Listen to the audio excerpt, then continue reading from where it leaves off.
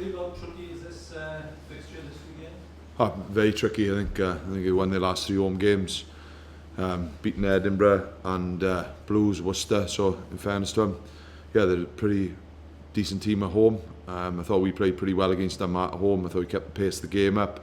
But yeah, it's going to be a difficult encounter. But we've had a good couple of days off, the boys have, and we've had a little bit of rest after what was pretty heavy couple of weeks and short turnarounds. But it's something that we've had a real good day today and yesterday. A couple of boys have had a couple of extra days off because of the amount of physical sort of work they put in. But we've had reasonable prep, and yeah, we've got to go there and really play. Is there a formula, for getting the job done out in these places? Yeah, I think you've got to control, got to look after the ball. I think you've got to play at a certain amount of speed when you go away. In particular, go to Zebras because they are a heavy forward pack. I think they've improved over the last 3 or 4 games. Just been watching them, and at home they're a pretty proud team. And even down the Liberty, when the game was done, they still kept coming at us. So it's about making sure we stay disciplined. In particular, we don't try to give them any sort of ins to the game, especially cheap ones. And then when we do get the ball, we've got to have to look after it.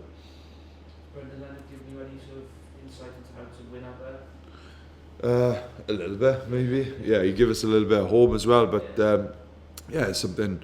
But I think he knows where potentially they can go.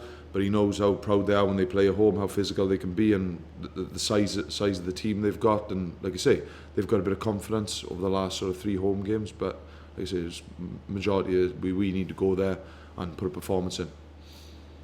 How pleased were you with your halfbacks last week, the youngsters who came on? Yeah, really pleased. And I thought Abbas has been coming on out in Claremont and things, and Brendan's been setting the game up nice, and then bringing Abbas on. I thought you can see he's growing with all the sort of little cameos he's having, his understanding in training, and then the way Sam put us into the right areas in around the second half was pretty pleasing. I think we took everything away from the Blues, and we got some opportunities then to get some points on the board and ultimately score a try. How was that with you? Yeah, he's okay. He's had a couple of extra days off this week, and it's been a high workload through the World Cup and everything, so we've given a couple of boys extra days this week to recover. He's feeling fine, and he'll be in around the match day 23 for the weekend. Is Hassler fit? Yeah, Hassler, Fia and Tyler have come back into training today, so we'll just see how they pull up after today, and then we'll see if they do come into the mix for Sunday. After the start of the season you had, it seems to have been a very sudden turnaround, just totally related to the internationals. Is that fair, or is there more going on underneath us? I think, like we said, the amount of boys we had in World Cup and injuries, it was pretty difficult, and the boys coming back have been great. It's given the young kids a little bit of a lift, but I think we're probably unlucky not to win 1 or 2 more games. In particular, Munster home, we were poor against Connacht, but we could have knocked over 1 or 2 more. But it's something that the internationals have played a massive part. It gives confidence, and when you bring the likes of Alan Wynne, Biggs, Balders, Tips and Kingy coming back into the environment, it's always going to help. And I think the way that the boys are battling and showing character in around being 6-0 down on the weekend, there's a correlation. It's obvious when you bring sort of 11, 12 guys back in, and now the Canadians are coming fit again, so it's something that's always going to boost and enhance your squad. You've been tempted to think of this week as a stepping stone to going back into Europe, or because of your league position can you not afford to do that? No, I think we've got probably the amount of players to do that right across the board. I think there'll be 1 or 2, like last weekend, Rory had a game to give Lloyd Ashley a break, and we will try to manage things, but ultimately, yeah, we've got to win these games, and we need to start climbing that table. Yeah, they're both back in training. Probably Balders is a little bit more doubtful than Paul, so Paul is probably likely to be involved, and Balders we'll assess come Friday. Daniel, it is 26-27. Have you noticed progression in his game this season?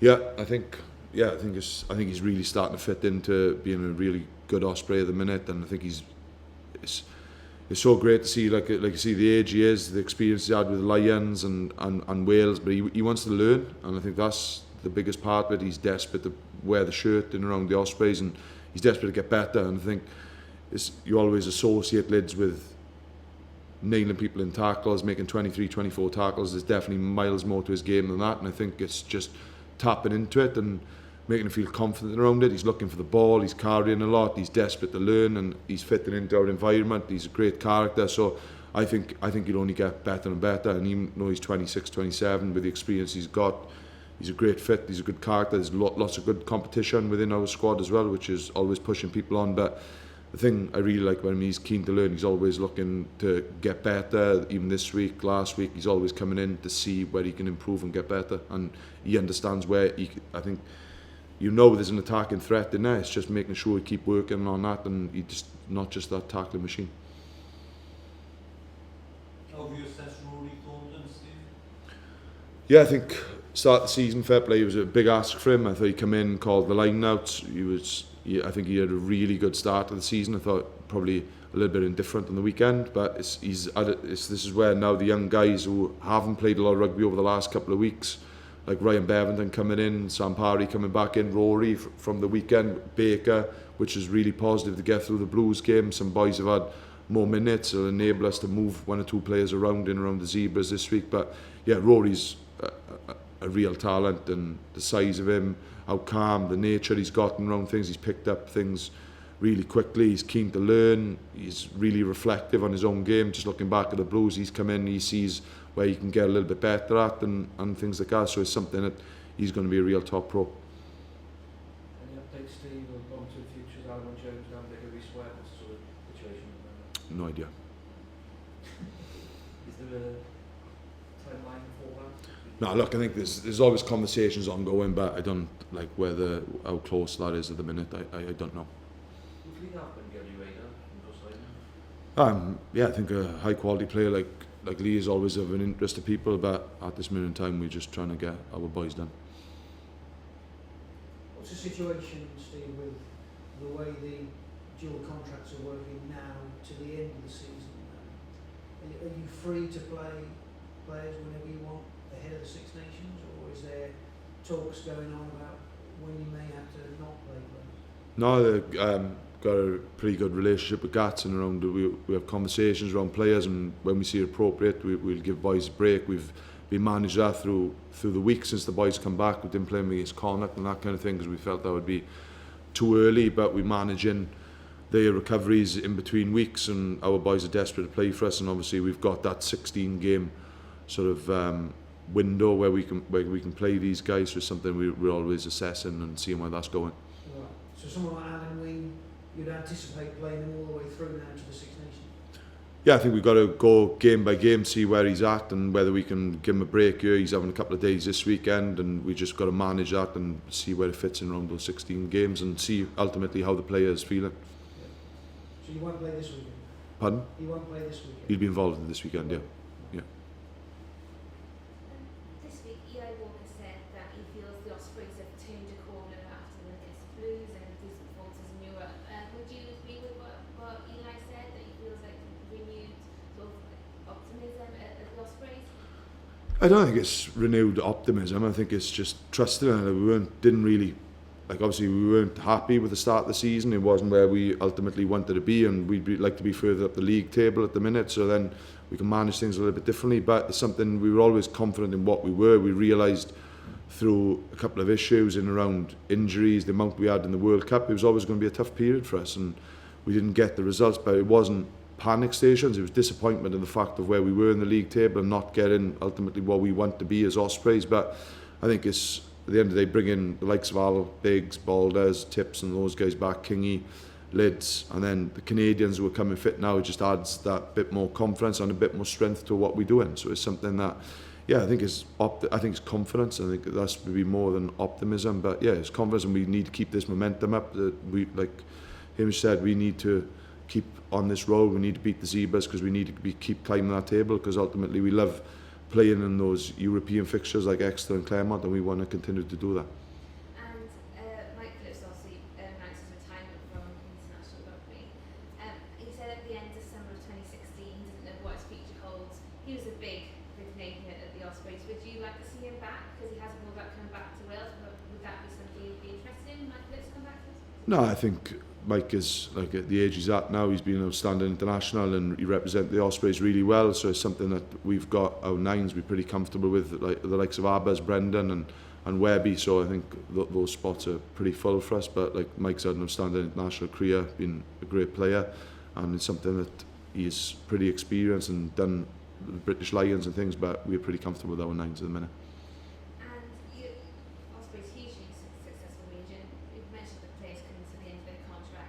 What's the feeling like at the Ospreys with the likes of, as you said, Bigger, Webb, and Alan Wynne-Jones kind of potentially comes to the end of the season? And is that what your players think about, what yourselves think about, or just concentrate on what you're doing at the moment? Yeah, we obviously think about it, and there's obviously talks ongoing constantly, but in fairness, we've got a job of work to do. When it comes to Saturdays, we've got to win games, we've got to perform, more importantly, in our training weeks. And in fairness, those boys sort of compartmentalise that. When they come into training, they know what their job is and how they want to work, and I don't think it affects them on a day-to-day basis. And we've just got, like I say, a job of work to do, and hopefully they'll be sorted out sooner rather than later, so then we can all sort of move on.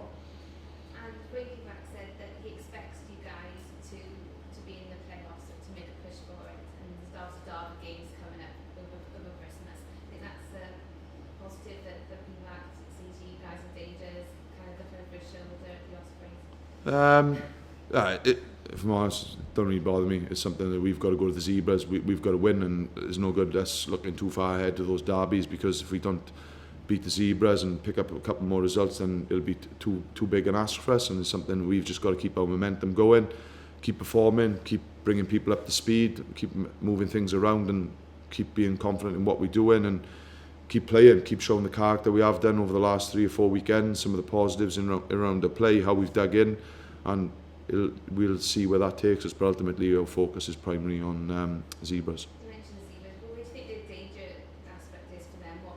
What's their key, do you think, when it's so dangerous? Yeah, I think they've got a positive scrum. I think the line-up drives are pretty solid. They got like the Burgess, the 9 is a real threat. Sato on the wing, they got some good centres. Dion Berriman, so yeah, they're a handful, in particular at home, and even away. You see the Scarlets, they run the Scarlets really close in the weekends. We know this is a real tough game for us, and you see, like I said before, they've won the last 3 home games, so it's going to be a tough affair for us, and we've got no margin for error. We know we've got to be better than we were the weekend. Otherwise, if we perform like that, in particular the first half, then we won't come out with what we need.